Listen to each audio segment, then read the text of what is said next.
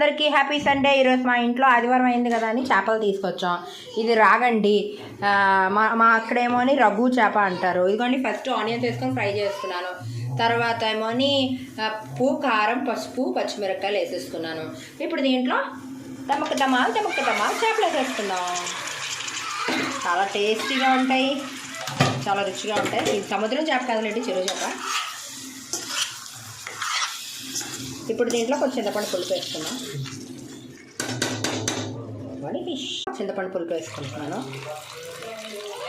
ఇప్పుడు దీంట్లో అల్లం వెల్లుల్లి పేస్ట్ వేసుకొని కొంచెం మగ్గించుకుందాం. యమ్మీ చేపల కూర రెడీ అయిపోతుంది. Simple and tasty. ఇవ్వండి, అల్లం వెల్లుల్లి పేస్ట్ వేస్తాను.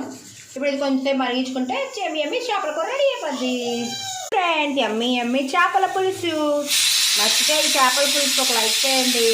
మా ఛానల్ని సబ్స్క్రైబ్ చేసుకోండి please friends. Like and subscribe.